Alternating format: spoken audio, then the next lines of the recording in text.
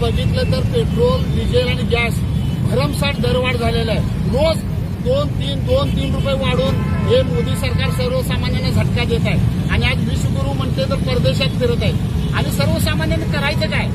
आज डिझेलमधून जी वाहतूक होते अन्नधान्याची म्हणा भाजीपाल्याची, त्याच्यामुळे त्याचेही दर वाढलेले आहेत. सर्वसामान्यांना आज जीवनावश्यक वस्तू त्याचा फार मोठा फटका बसणार आहे. कारण जीवनावश्यक वस्तूंचे दर ह्या डिझेल आणि पेट्रोलमुळे जीवनावश्यक वस्तूंचे दर वाढत आहेत. आणि विश्वगुरू 2014 साली सत्तेवर येताना काय म्हणले?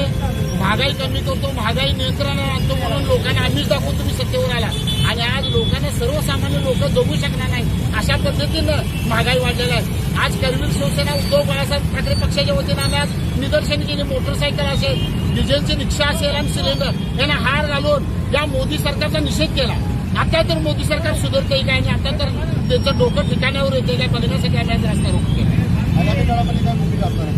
जर अशीच दरवाढ होत राहिली तर आम्ही नक्कीच सांगतो तुम्हाला या पुढचं आंदोलन आमचं हे हायवे रोका असणार. कारण किती लोकांनी सहन करायची ह्या दरवाढी, किती लोकांनी सहन करायची.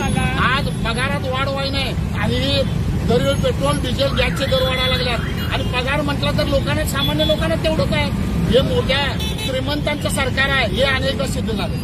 उभाटा गटाचे आपले कार्यकर्ते आज या ठिकाणी उपस्थित आहेत, काय सांगा? आज सामान्य लोक सुद्धा आहेत. कारण लोकांना राग आहे, त्या सरकारच्या विरोधात लोकांना राग आहे. लोक आता निवडणुकीची वाट बघायला लागल्यात. परवा 5 राज्याच्या निवडणुका झाल्या.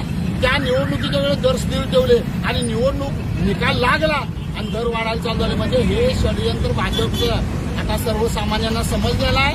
सर्वसामान्य आता गप बसणार नाही. 100% येणाऱ्या निवडणुकीमध्ये लोकसभेत 100% त्यांना घरी बसवल्याशिवाय जनता गप बसणार नाही.